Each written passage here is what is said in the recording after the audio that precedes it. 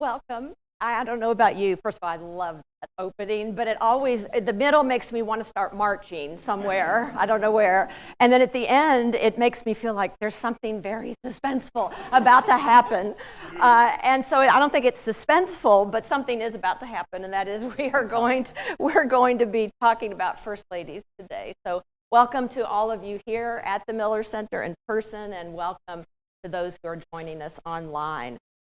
We are not only going to be talking about First Ladies, but certainly the history of the office of First Lady and why we should study them and what kinds of influence they've had over them. So I'm going to start with a very brief introduction to each. To my left here, down at the end of the row, is Teri, and she is a journalism professor at the University of Kansas. And so I have learned, sister-in-law, who's a KU alum, to say, Rock, Chalk, Jayhawk, and I will not chant it, but I could if you asked me to, and is an expert, Teri is, on journalism, does oral histories in journalism, but now has written, as you will see next to her right, a companion book, it's called, for Cambridge University Press on First Lady. But it's a thematic approach to First Lady. So each chapter, instead of just doing Martha Washington to Melania Trump, will encompass several First Ladies on a theme that was chosen by Lisa and Teri. And I was very honored to be chosen to do the chapter on First Ladies, how we remember them, how we memorialize them, what is the public memory of them.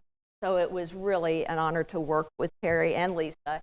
And I've also done not an oral history as such, but podcasts that they do on First Ladies. Be sure to look for that as well. And thank you to Teri for being here, because she's been traveling all over the country, as has Heath, who is to my immediate left here, because her new book is out called The Mysterious Mrs. Nixon, about Pat Nixon. And so she's just come to California from Sunnylands, the Annenberg estate in Palm Springs, and she gave a presentation and also did research there on the Nixons. And I was able to tell her that Sunnylands, the Annenberg estate, is where Frank Sinatra married his last wife, Barbara Marx, who was married to Seppo, one of the Marx brothers. So highly recommend, if you're looking for Hollywood gossip and interesting stories, that's the one to look at. In the meantime, please read about Mrs. Nixon. And in the middle here today is Michael LaRosa. And Michael, I got to know a little bit when he was the press secretary for Dr. Jill Biden, who was First Lady in the first 2 years of her First Ladyship, but also he was their Biden spokesperson during the 2015. So we want to talk to him today about what that's like to be in a campaign and then find yourself in the East Wing working for the First Lady. So with that, I am going to begin with a question for Teri, because she has, I think, the most expansive understanding of all of us here today about the office and its history. So tell us, Teri, given the fact that First Ladyship, the office of First Lady, is not a formal office in the sense that it's not in the Constitution, it's not in any statute or law, and yet we pay so much attention to First Ladies. And why is that? And tell us about their influence and why we should study them and why people should be getting your book after we meet today. It makes either a late Mother's Day gift or an early holiday present. So with that, please tell us. Well, one of the things that's interesting to me is, as I'm sure you're all aware, we're going to be celebrating America 250 next year. So we've had not quite 250, but almost 250 years of First Ladies. And yet scholars haven't really studied First Ladies in depth. It was really in the mid-1980s. So we kind of have 200 years to catch up on at this point, right? And so we just have this huge swath of history. And as our book outlines, there's so many ways that they intersect with history. So we have a chapter examining their influence in war, their influence in social causes. Obviously, their influence in fashion is talked about.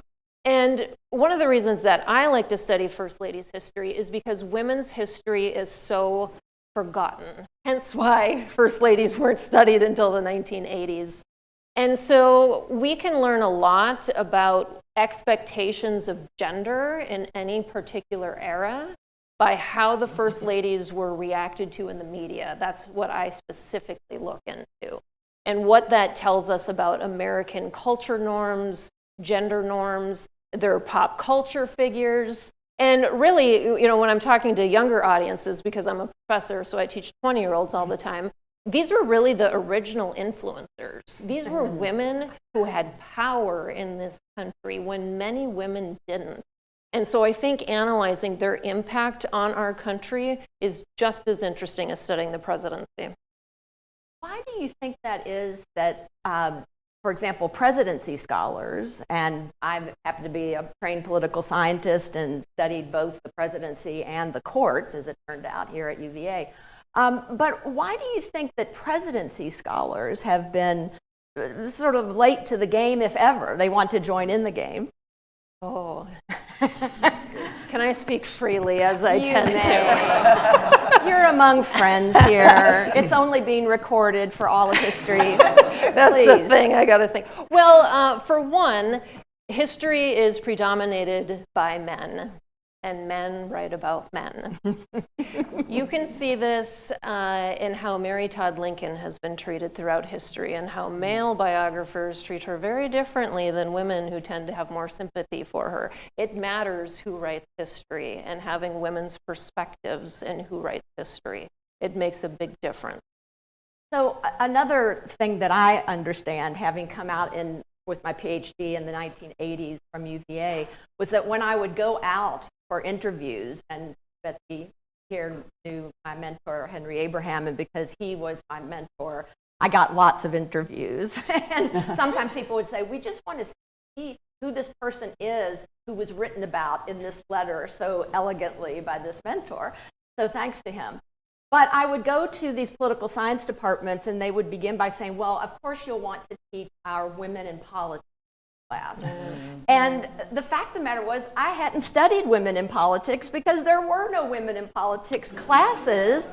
There were hardly women in politics, for that matter, at the highest level. So I did not want to be pigeonholed such as that. And so only after I had been teaching for about 15 years at Sweetbriar College down the road, which is still an all-women's college, did I think, oh, you know what it would be fun to do is teach a course called Women in Politics Law. And I loved it, and the students loved it, and the student who loved it the most was Heath, who had come to Sweetbriar to be paid for 4 years to get a degree, and her job in life, she thought, was someday to go back to Afghanistan and help women get the kinds of rights that in this country. So I take your point, certainly. Let's talk a little bit, anybody can jump in at this point, but let's talk a little bit about the roles. You talked about how people view first ladies, how media have viewed them as pop culture figures. But let's talk about maybe specifically Pat Nixon and how she fulfilled in her mind, and as we look back in history, her role. And then let's go to Michael, because I can respond to all of this. Good, excellent, Tell you excellent. the practical part of it. Exactly, the practical part of it, and what you saw Mrs. Biden, Dr. Biden, doing in performing the role of First Lady most. But let me start with we'll go back a little bit in history to Mrs. Sure. Well, Pat Nixon is such an interesting First Lady, and the title of the book, of course, is The Mysterious Mrs. Nixon, because I think a lot of people, when I first started working on it, said, I didn't know her. I don't know much about her, or what they told me was plastic Pat, or she had an alcohol problem. None of these are true.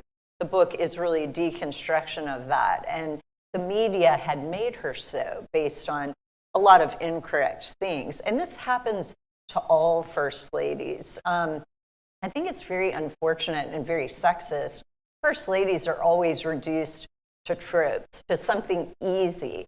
So Plastic Pat, in Jill Biden's case, Lady Macbeth, I wrote a whole op-ed about this. It's totally unfair, reductive, and not true. Generally, these things are untrue, but they're easy for the public to grasp, and so the media pushes them out. It's also a way to get to their husbands. Of course, a way to attack them is through the wife, the children, very common since ancient times. You know, this happens. Thomas Jefferson, I remember this happened to him as well. So Mrs. Nixon, of course, I think we don't know as well because of Watergate also. This kind of wipes her out. It's almost like her legacy is erased because she goes out on that tide when her husband is disgraced. So, and she's seen that day. I'll never forget her stand there on stage as Nixon gave his farewell, which I also think is the most human that Richard Nixon ever seemed in public. Yes. He is weepy. Yes. He talks about his mother and Yes, says, no one will ever write a book about my mother but me. And a colleague of mine pointed out that that was the year that Rose Kennedy's memoir came out, and that he always was comparing himself and contrasting himself with the Kennedys. So to say, my mother will never have a book written about her, but to see Pat Nixon and the two daughters with tears in their eyes. And so she was, I think, viewed from that point on then as this tragic figure. she was. And one of my, raise your hand in the audience, that one of my colleagues said to me today, why don't we know any more about Pat Nixon? And I said, Heath will tell us. Why do we not know any more about Pat Nixon? Yes. Thankfully, now we do. Yes, and I'll hopefully tell you later about all the many amazing things that she did. All the first. She was an amazing, accomplished First Lady. She did so much, but because of Watergate, because of the West Wing guys, Haldeman and Ehrlichman, the Germans, tamping down her publicity. We can talk about that for a long time, too. And also because Mrs. Nixon was shy, a private person who was very warm one-on-one, but she didn't want the attention. She didn't seek the spotlight. And remember, women of that era, you really didn't want your name in the papers except maybe at birth, when you married, and death. I mean, we were told not to do that. So she's going against all that, and also the pioneer days of the East Wing, when the East Wing is just being built. And our next panelist can tell us a lot more about the East Wing and how that operates. But in the 70s, this is new territory. There was not much of a roadmap for a First Lady as a press operation, as a marketing operation. So, well, I will want to know what Michael has to say about that from personal experience in his situation. To say, I'm thinking about how many of you have ever watched the Checkers, the famous Nixon Checkers speech? And if you have, you will note that Pat was there in the studio, and occasionally the camera would turn to her, and particularly when Nixon famously talked about that his wife did not have a fancy coat, she had a regular cloth Republican coat, because the Checker speech was to work back at the theme and the story that he had a slush fund that he was using. So imagine that this is 1952, right, when he's the vice presidential nominee for Eisenhower. And in 1952, only about 20% of Americans had television, their households. So her first exposure really to television is to be used as a prop in a very uncomfortable situation. So maybe that's part of why she tended to be shy and wanted not to have so much in the way of publicity. Tell us about what it really is like in the East Wing. Yeah, Jill, Dr. Biden used to, we as staff would get very protective about the use, when the West Wing would keep her as a surrogate or want her to join him at certain speeches or on certain trips. Like, what is her role?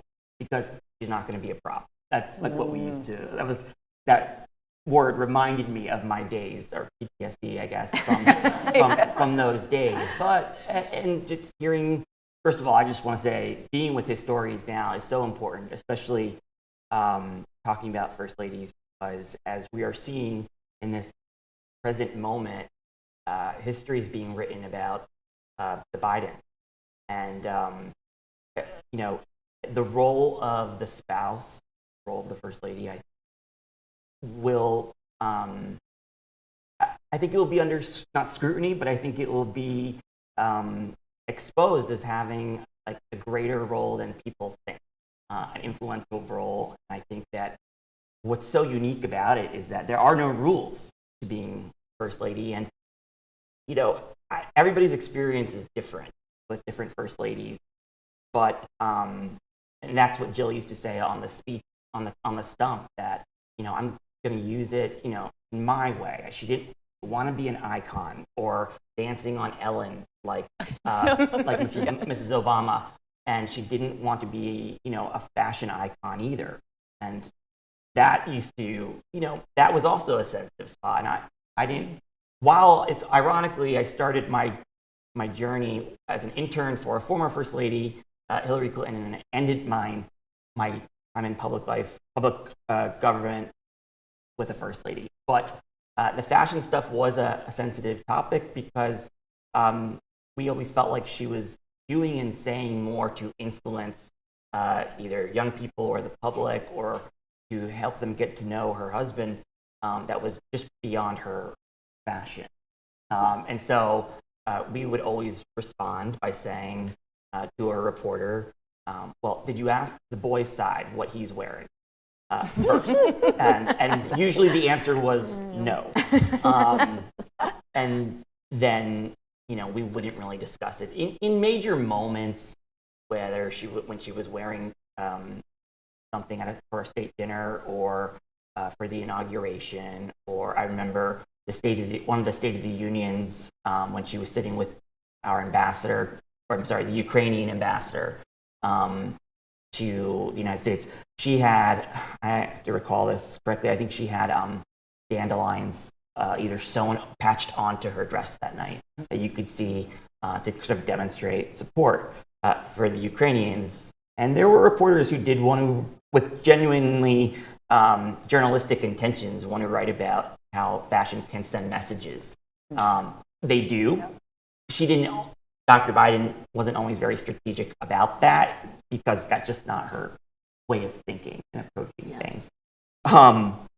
But that's sort of how I feel about the influencer part. She that First Lady, the one that I worked for, didn't seek out to be an influencer. And the part that is actually influencing, part of her legacy, hopefully, will be that she is the First Lady to keep her day job. And that wasn't something that was orchestrated. It was just something, there was no hesitation. She was just going to do it because she did it as Second Lady. And the only problem was making sure we could find a way to keep her safe and keep the integrity of her classroom. And there was never an interview or never a camera or a reporter allowed inside her classroom the entire time she was First Lady or Second Lady. Would you get those requests all from the time? All the time. And her students were, as she would say, very nonplussed with who she was. I mean, most of them, I think, when she became First Lady, I think when they were walking through the metal detectors, understood that this was going to be but it was a core elective, or a core requirement at that community college to teach English. So you weren't choosing, based on like a political interest. Like, you had to take English, and if you got stuck with Dr. B, you didn't really know until it was in your face, until the magnetometer was in your face. But yes, there was we talked about one of the First Ladies being attacked, or how people can attack the First Lady as a way to get to their husband. And that's the tricky part, because as I learned very quickly, they're a supporting actor in this whole thing. And the family, especially now, families are weaponized more than Jill and Dr. Biden and President Biden were ever used to, because there was so much civility while they were raising their family, not in Washington, but around his career in politics, that they just weren't used to children or in-laws or siblings being fair game. But that was a big part of their legacy too, is that their family was weaponized for politics.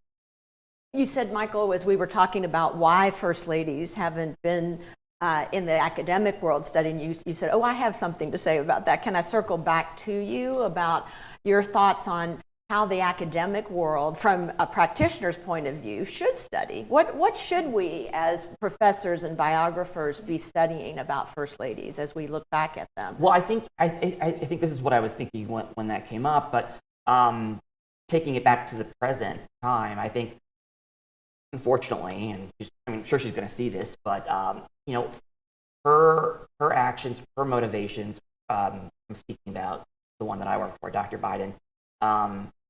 Everything about her will be examined going forward for history, and in this, as we grapple as the Democratic Party, but also as a country with the history which is being written right now and exposed right now about the unprecedented moment of last summer, which you don't see very often. I don't know if we've ever seen it. Maybe LBJ was the last time the president had voluntarily given up power. Nixon was sort of forced by a few members of the Congress who went down there. And ironically, that was very similar to what took place last summer. It was like Nixon, different circumstances, but it took members of the president's own party to really influence his decision to step aside. It came very late in the process, and Dr. B's role is going to be examined by historians. And the key, I think, is because First Ladies, there are no rules, there are these hidden powers that they have. And I think history is going to start taking that more seriously as a result of sort of what took place last summer. Well, no doubt we'll come back to that, and I'm sure folks in the room, and by the way, if you have questions as we go along, or you came in with questions, be sure to write them down on the little card in your seat, and my colleague Alfred Reeves IV will come and pick them up if you just hold them up. And then if you're online, I think, is it, Alfred, is the Q&A function? Yeah, Q&A function if you're joining us online, and those will be passed on to me as well. So we'll leave about 10 minutes or so for questions. Let me go to Teri, since we've been talking about more recent First Ladies. And Teri tells me, in addition to traveling all over the country about her book, that she said, I just raced into Charlottesville from Montpelier. I said, oh, you wanted to go see Dolly's Digs at Montpelier, didn't you? Yes, the Madison's home. And I said, good for you, because I think you get a real sense of Dolly Madison at Montpelier. But if we can flash back to the founding period and talk about maybe even the First Lady of Martha Washington, but I'll let you run with that, with whatever early First Ladies you'd like to talk about, and what you've learned in doing your book on them, but also what did you learn today at Montpelier about Dolly Madison? Well, I mean, I don't know that I learned anything I didn't know before, but I know that we were going to have a discussion about soft power and what, how First Ladies yield soft power and what that's about. And it was interesting when the tour guide mentioned today that Madison had a saying that Dolly got more done at her dinners than I got done in my office, right? Which tells you the power of a First Lady and how important hostessing is in establishing relationships, which therefore gets hard power done. So I thought that was an interesting thing. And then, you know, when we talk about the merging of soft and hard power, I saw a book in the gift shop about how the Madisons were the original power couple. When I think of original power couple, I also think of James and Sarah Polk, because Sarah Polk was really a co-president, and most people don't know that. She was from a very politically inclined family. Andrew Jackson was going through her home. I mean, she wanted political power and married somebody who would help make that happen. She was very involved with James and keeping track of his media coverage and helping him with speeches. And, you know, a lot of people don't know about these early First Ladies, which I think is really unfortunate. And so in my work, I focus specifically on the forgotten First Ladies like Sarah and Grace Coolidge. She is more recent, Mamie Eisenhower, so she's not totally forgotten. But I'm currently working on a Mamie Eisenhower project. The Eisenhower Museum was renovated about 5 years ago. Come out to Kansas. This is an amazing museum. And the project that I'm working on is we tend to think of Mamie's collective memory as the woman who loved pink. She was just a housewife, right? She has this dowdy kind of framing. But when you go to the Eisenhower Museum, they have completely reinvented her memory. The very first thing you learn about her is that this was a partnership. They were an ambitious couple. So not just Ike was ambitious, but Mamie was ambitious too. It talks about our career. There's quotes from her about how I bought in early on this idea of partnership. Ike has made comments that he wouldn't have been Ike without Mamie, which I think is interesting when we think about power. How many of these women made the presidency possible? So I'm interested in studying those kinds of things. When we think about the early first ladies too, my chapter in the book in particular focuses on first ladies and mourning. We automatically think of Jackie Kennedy when we think of presidential mourning, right? Because that's so seared into so many people's minds because they lived through it. But what I found is that Crete Garfield actually set the stage first for what Jackie would later do. So James, of course, was shot and lingered for months afterwards. And Crete really set a standard. There's tons of media coverage about what a stoic and brave figure she was, guiding the nation through mourning, the big black veil, all of that. But what I appreciate about Crete is that she was an early forerunner in thinking about presidential libraries. It's not until Franklin Roosevelt that we have the modern presidential library system start in 1941. But Crete Garfield, after her husband was shot and people realized, we didn't really handle Mary Lincoln that well. We might want to do better this time. They set up a 19th century version of a GoFundMe for her before James even died. And she ended up taking this money and adding on to room in her house. And she collected all of her husband's papers and books and kind of got this concept started. So I just love these lesser known stories about these women and the impact that they had. Right. Just to follow up on Madison and Dolly Madison, I made my most recent trip out a couple of years ago, and I was so happy to see the historical marker out on the main highway that goes past Montpelier, the various plaques that are about Dolly Madison, and the Humanities Foundation here in Virginia that helped to contribute to that in her memorial there at Montpelier. And I also wanted to mention, if you're looking for a really wonderful book about their marriage, it's called A Perfect Union by Catherine Algor. And she was the head of the Massachusetts Historical Society. And she's just written to me, and Catherine, if you're watching, I haven't answered your email, but welcome to Charlottesville. And if you're in the audience, raise your hand. But her husband's just taken a position at UVA, and so she is joining us in the Charlottesville community. And I hope we'll be able to have her speak to us. Just also thinking about Mamie, if you can't get out to Kansas, and I haven't been there, so I'm coming, Teri, I want to see that. But if you want to go a little bit closer, how many of you have been to Gettysburg to see the retirement home of the Eisenhowers? So I got to do that several years ago and was just bowled over by how you get a sense of Mamie there as well as Ike, and that was the only home they ever owned because, of course, they were in the Army, so they would go from post to post. And yes, the bathroom is pink, which really helped me understand why my mother chose pink tile for our bathroom in Louisville in 1960. And I still have some of the pink towels that she had from that. I want to turn to Heath, because in addition to this book on Mrs. Nixon, Heath has written a really interesting book on the women who were married to prisoners of war during the Vietnam War and how they lobbied to bring those men home. We had one of those men from our church in Louisville, Robert Purcell, I can remember to this day, and every single Mass we would pray for his return, and he did ultimately return to Louisville. I went to school with two of his daughters, and his wife obviously kept the family going. And so I want to ask you, not specifically so much about that book today, but Pat Nixon was a wartime first lady during that very divisive war. And you've mentioned one of the themes of first ladies included in your book is wartime first ladies are often different kinds of first ladies because there's a war underway, whether it's a civil war here in this country or far away in the rice paddies of Southeast Asia. So how did Mrs. Nixon deal with that?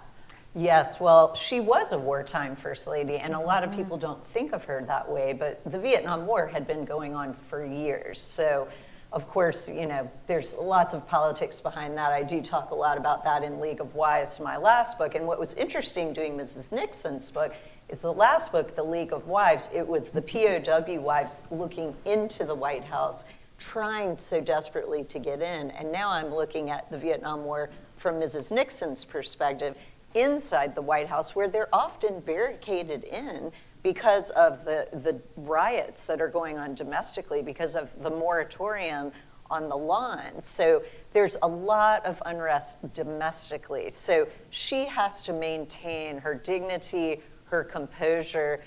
Remember, the First Lady is married to the Commander-in-Chief, so she is like the ultimate senior military wife. And her training, speaking of Mamie Eisenhower, comes from Mamie, who is really the military wife of all time, married to the god of all army gods, Dwight Eisenhower. So a lot of Pat's training in this area comes from Mamie. And she maintains that composure domestically when things are a nightmare, when she and the girls can barely leave, when they are worried about the president getting assassinated all the time. Lots of domestic unrest. And son-in-law David is in the Navy, as I Yes. recall, serving his country. He is serving. He cannot even participate in the White House events at that time because he is off serving his country. But then Mrs. Nixon, and few people know this, is the first lady to go to an active combat zone. Now, Eleanor Roosevelt had been to a combat zone before, but it was not an active combat zone. Pat knowingly goes to Vietnam with her husband in an open helicopter, flying around. She's meeting with the American servicemen that are wounded in the hospital. She's meeting with the South Vietnamese premier and his wife, president and his wife, and going to the orphanages and doing all of this. This is extremely dangerous. And Pat Nixon took many risks during her life that I thought, as her biographer, I was like, oh my God, why? I don't go, Pat. Like, I would literally talk to her like, do not do this. That being one of them. She could have been killed easily, but she did it as a role model to show people, to give people confidence. H.R. McMaster, who I interviewed for this book about Nixon policies, said, the presence of a first lady in a combat zone says volumes to the troops, that they are valued, that we care about your sacrifices. So as a wartime first lady, again, she gets almost no credit for this, but she was an amazing role model and took risk with her own life for our country to show that. Yeah. And if I could, just to sort of overlap that with my own experience, I guess I was asked this question another time, and I said I did consider Dr. Biden to be a wartime first lady for two reasons. One, because of COVID, and you're sort of seen as a national unifier, a national healer, and we tried very much to position her in that role.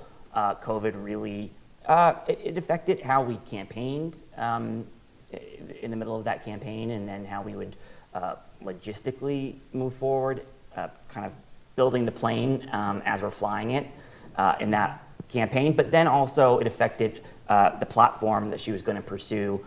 We sort of knew what we wanted to do if he had won, but vaccinations became sort of the biggest centerpiece of what we would end up doing, especially in the first 100 days. And then while this wasn't our war, it certainly sometimes felt that way in Ukraine. Jill Biden, I believe, correct me if I'm wrong, the first lady to go into a combat zone of an active war that it was not our war. So our troops weren't there. There was no green zone. And this was the first time a first lady would be traveling into a combat zone without a green zone, meaning protective zone. There were no U.S. troops on the ground. It took a lot of planning, and it took a lot of, covertness. It was the biggest thing, I think, that we pulled off logistically. It was working with the State Department, the National Security Council, the regional State Department security, and obviously the Secret Service rolling into Ukraine in an armed convoy was going to be a tentative and fluid situation. We have to drop some of our traveling team at the border and only go in a few cars. And I'm used to traveling inside with the press, babysitting them in the motorcade. But in that one, because we were scaling back, I did go in and rode with her in the limo through the streets of the town we were in Ukraine. But it was cut.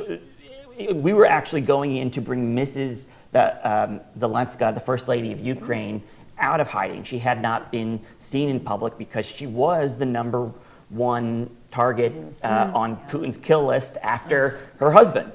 So she had not been seen since February, and we decided to do a Mother's Day trip-themed weekend to Eastern Europe, where we would visit with our allies in Romania and Slovakia, who were helping taking in refugees and families and mothers. And it wasn't public that we were going to go into Ukraine. In fact, I didn't know until 24 hours before. And certainly wasn't told. I knew, I had an idea of why we would be going in there and where we were going. But, and the press were very well, once they figured out who was getting out of the other Suburban when we got there. I mean, when the press got out of their car, Jill's there with flowers for Mrs. Zelenska, but all of their attention is on our First Lady not noticing who is getting out to receive the flowers, but eventually it became very obvious.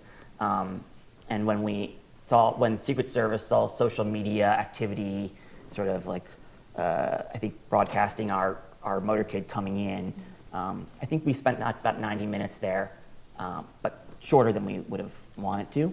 I remember that well. I can remember seeing both women and being so impressed that they were meeting in the midst of this wartime situation. I remember talking to one of our Secret Service, I think the head of our detail the night before. And it was stressful because we even brought very senior members of the Secret Service who are usually at a desk in Washington with us because there was so much paranoia about this. And that's when he was explaining to me about like not going into a combat zone that wasn't protected, essentially. By our own troops. It wasn't our war, it wasn't our troops, exactly. Right. And so can I ask you, Michael, because one thing I want to get from you is the work between the East Wing and the West Wing. Oh, yeah. Maybe I've hit a nerve. No. In a good way. But this is a good example. Does the West Wing come to you and say, we think it would be really good idea if Dr. Biden went to Ukraine and met with Mrs. Zelenska? Or does the East Wing say, what would be great would be to have the First Lady go to Ukraine? Both. The answer is yes. Okay. Both. Okay. So the way we operated, and I think you'll probably read a lot about this, the power centers between the West Wing and the East Wing. You'll read a little bit about this in the book Original Sin, I believe, because they want to talk about, or they want to discuss in the book about Jill Biden's role. But we were what we would call integrated into the West Wing in ways that were probably not typical. Jill's chief of staff had a role at the table, or a seat at the table, I should say. So in that case, in other words, she had a seat at every table because her interests were represented on the campaign and into the White House. But it was not so much about pursuing her own agenda. She wasn't really interested in being an advocate. The only advocate she had ever really been for was her husband. And so we were integrated with the West Wing because we would go on the road and stump for his goals, his legislative agenda. Certainly the first thing on our plate was making sure that the rescue plan was pushed through. And we went on the road to sort of campaign for the rescue plan. And then, as I was saying earlier, we were integrated into the sort of COVID vaccination plan for the country, which was coming out for different age groups every couple of months or so, and we would sort of take the lead on sort of the education process and visiting vaccination centers in red states, blue states. She became sort of the lead on that, but there were times when the DPC, the Domestic Policy Council, would come to us and say it would really be helpful if Dr. B could go to Iowa and stand with the member of Congress there because we want to educate the public about early child care and Build Back Better, for example. With Ukraine, it was more, I think it was more us pushing. The war affected her. The war was affecting her. She was watching the news the way everybody was and was affected and felt passionately that we needed to help the Ukrainians. And I remember we were on the plane, her plane, coming back from an event very early in the war. And the great thing about working for the First Lady is that on our plane, we could all get into our Lululemon clothes afterwards and our sweatpants and have a glass of wine. Where you can't really do that with the president on his plane. First of all, he didn't drink. Second of all, you had to sort of, even if we're traveling overnight to a country abroad, it was wearing suit and tie. But Did you have to sleep in your suit and tie? She was a cool boss. No, we did not. Maybe you didn't sleep. Didn't sleep, but also they didn't have the pods the way they do in business. It's actually not as comfortable as you think, but not complaining. It was wonderful. But she's like, well, should we go to Ukraine? This is like very early in the war, and I said, well, like, what would be our purpose? Like, what could we do to be helpful there? How can we help the president there? And actually, they were about to send us, I think, if I recall correctly, maybe it was for the Munich Security Conference, and the vice president, we knew our order in the pecking line. And there's always, people like to make a big deal about that stuff, but the fact that the vice president wanted to go, it was like, yes, she should go, and she went.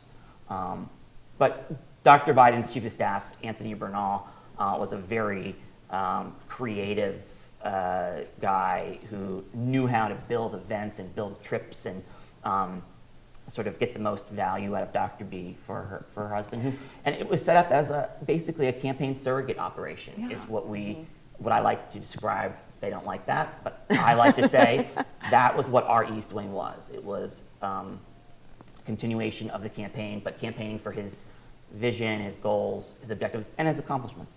So you can see why many of you know about our oral history program here at the Miller Center. And Michael's question as we were walking into the room was, when did that start? Well, I'm wearing my 50th anniversary button for the Miller Center this year, celebrating its 50th anniversary. One of the first projects it undertook was that picture that you see, and you come up the top of the stairs here, and that is the Ford administration had just gone out of office, and then the next administration was Jimmy Carter, and on we go, and we will be starting a Biden project very soon. I was telling Michael he'll be on our list. You can see why. Because it's these kinds of stories that don't end up in the press, that may not end up in the press accounts written by journalists that are now coming. Which is why I'm getting a lot of angry messages as we speak, because I'm sure my colleagues aren't too happy and are watching. I am sure. But that this will be the next draft of these stories that we will be picking up for those who served in the Biden administration, East Wing, West Wing, cabinet positions, et cetera. We're getting some questions from you here in person and also online. And so one of them I want to put to Teri is about Eleanor Roosevelt. And they're connecting that to Jill Biden being, as Michael said, her own person, staying with her job. But we've also been talking about whether first ladies were advocates for a certain project as we've come to understand them, certainly in the modern era. So do you want to speak about Eleanor Roosevelt particularly, and maybe combine her with Hillary Clinton as two of the most influential modern first ladies, and how they were their own people, but also accomplished what they wanted to accomplish for their own agendas in some instances? Yeah, well, it's interesting to me from a journalism perspective how Eleanor Roosevelt was really the first like multimedia journalist, because she was on the radio, she was writing a newspaper column, Press conferences. right, press and then conferences. opening the door so women reporters had an opportunity during the Great Depression, so they wouldn't be fired. Just amazing work from the media perspective. More broadly, of course. She had tremendous influence as far as human rights and civil rights, advocating for the poor.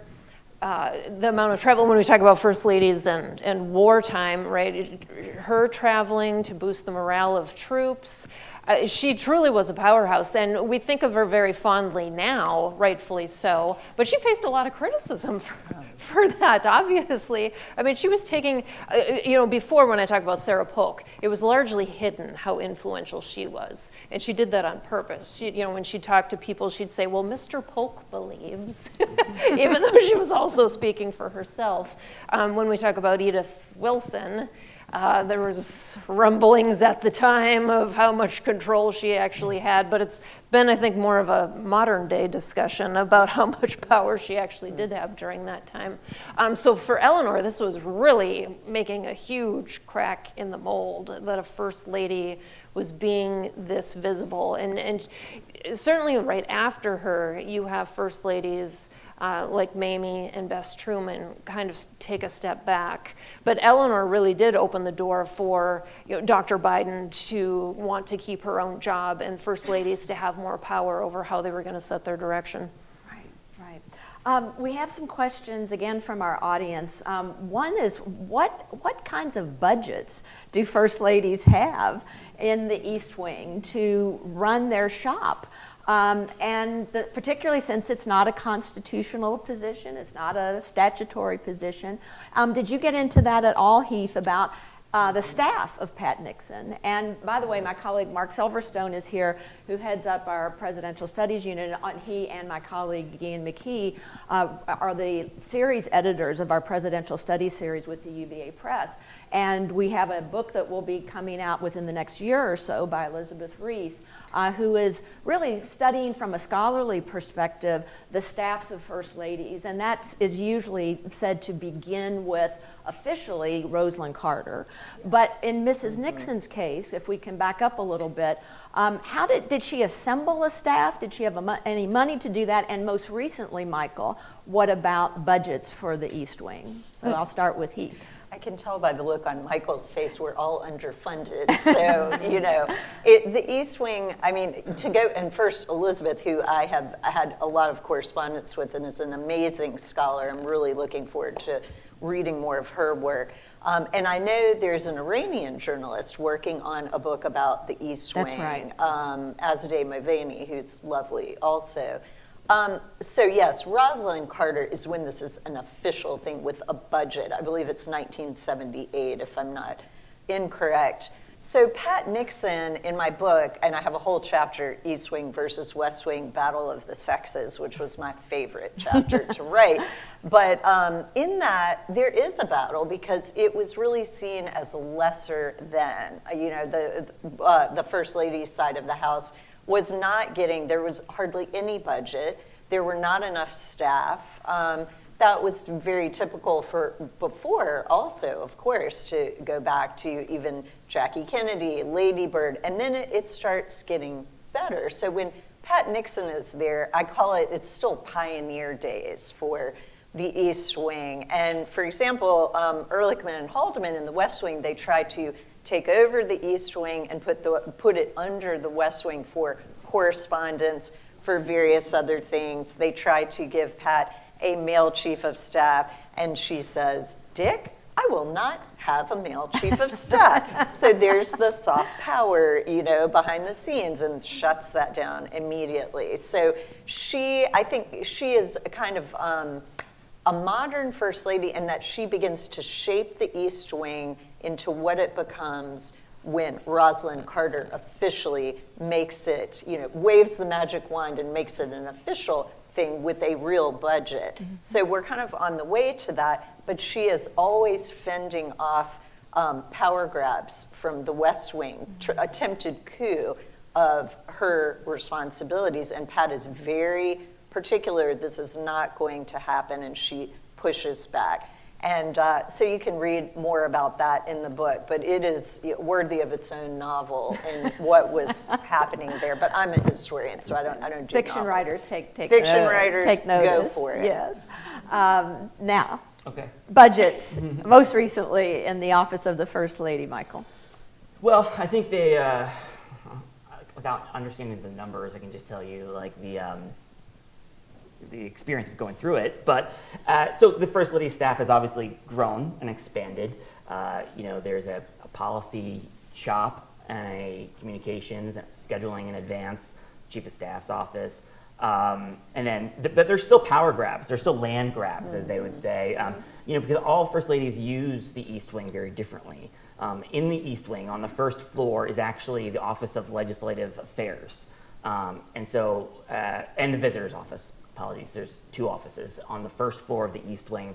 Upstairs is the First Lady's offices, suite of offices, and then there's the calligrapher's offices, and the military office is upstairs. And the military office is extremely important because they are responsible for coordinating all of the domestic and international travel, our planes, and everything that's on the planes and the manifests, and we all work together. We work with them, they work with Secret Service. It's all like a loop, but there's a lot that takes place, including a SCIF. So when we would have Tell us what a SCIF stands for. I forget. Oh, Secure It's just the place Conference. It's just a place you have to give up your phones. Institutional Yeah. network or something. It's a place where you have It's to, not a boat. It's Right. not a SCIF, No, but it's like a secure. You take off your watch and Yeah. your phones and Yeah. leave them behind and go in, and similar to the Situation Room.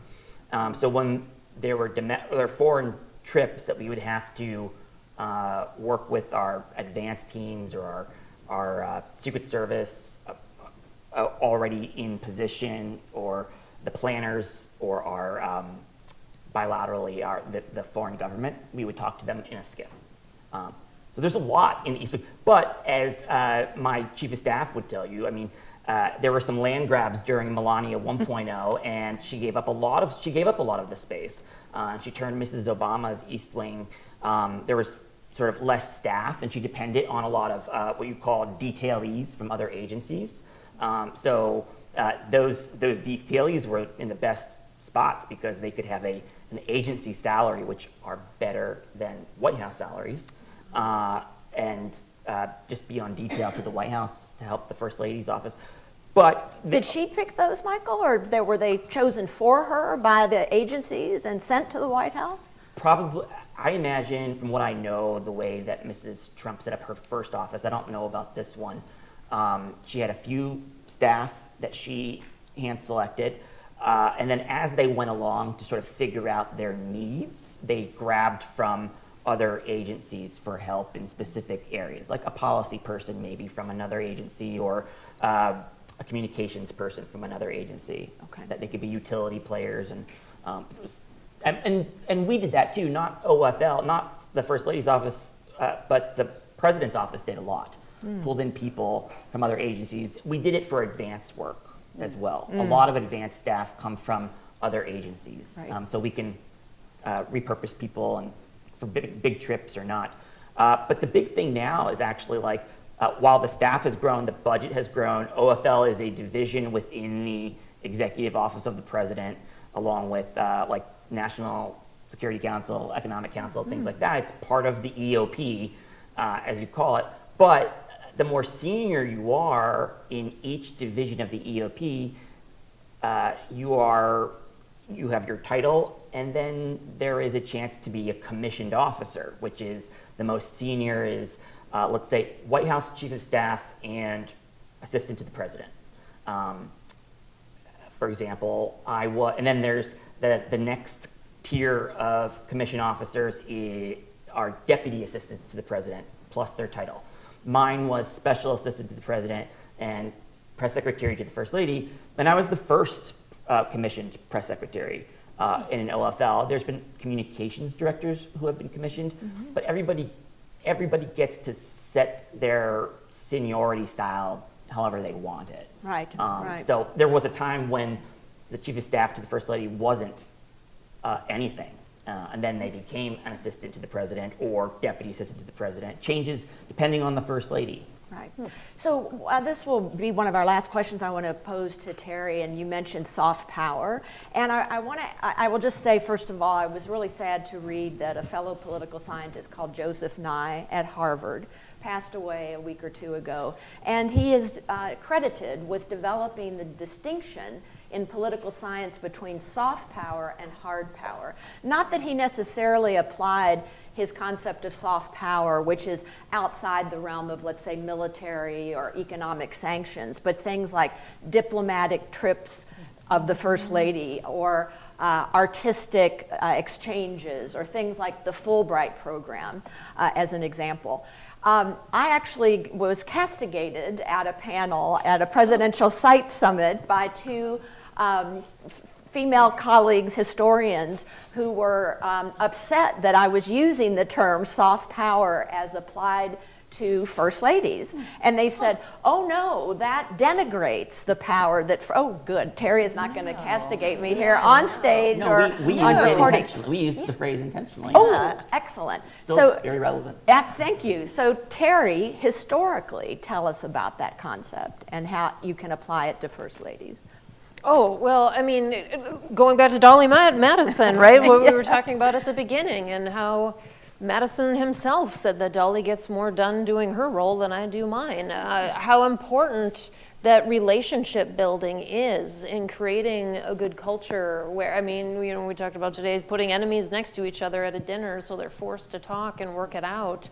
I mean, going to Pat Nixon, I mean, let's talk about the pandas, right? Yes. I mean, that's a great Really example. soft power. Yeah, right? I mean, the Huge. pandas today that so many people enjoy at the zoo is thanks to Pat Nixon. Ping pong diplomacy, right? Yes. Between the Chinese and the Americans. Right? When you think about Michelle Obama and the garden and trying to encourage healthy eating throughout the country, these different causes that these women pick up, this is why I mentioned that they're influencers, right? Because with the projects that they pick to focus on, they are exerting power, even if it is dancing on Ellen, right? It's showing that the office of the First Lady is accessible and normal and caring about the public, which is something that in difficult times we really need. I mean, when you talk about the First Lady in COVID, right? Yeah. Needing leaders we can look up to. And so going back to the beginning when we were talking about why studying First Ladies is important, I study First Ladies because I was trying to figure out what I wanted to research, and I had a male professor tell me that studying First Ladies was trivial. Wow. And that was a decade ago, and that comment still really sticks with me because to me, that comment is not only trivializing First Ladies, but women's contributions to history as a whole. And yes, we may be exerting soft power, but it's just as important to study and to recognize as hard power. And indeed, when we haven't mentioned Hillary Clinton very much, Yes, but the Miller yes. Center was asked by Hillary Clinton and her team to start an oral history of her as First Lady, prior to being First Lady, going into the Senate, and then obviously running for president, and then ending up as Secretary of State. And so talk about a First Lady, both during her First Ladyship and after, and probably before as well, was exerting hard power. And yet the American people do have an interesting way, understandably, since as we started by saying this is not a constitutional office, it's not a statutory office, and therefore it is viewed quite correctly as being unaccountable to the American people. So the American people's antenna tends to go up if a First Lady is viewed as getting out of that lane of maybe more soft power, and Michael is saying, yes, that is true, and being viewed as trying to engage in hard power or formalized power. And yet, I'll just end with we've got a couple of questions about our current First Lady, and yet if a First Lady is not present enough and not being viewed by the American people or journalists as doing enough, she will get controversy coming towards her and she will get criticism for that. So I have no criticism for our panel or our audience today. Thank you so much for, first of all, your attention and your questions, and for those online as well. If you want to watch this again or send it along, it will be online. very soon. And we also want to thank our staff here at the Miller Center, Christina Lopez Guittardi-Chow, my colleague and professor in presidential studies, who puts all these together. Alfred Reeves IV, also my colleague who works on this. And Mike, as you know, we couldn't get these up online. We couldn't record them without Stace and Dan and Sean to take photos that we can have for history. So given that this is our last meeting until we begin our fall semester, please, if you'll give all those folks a hand as well as our parents.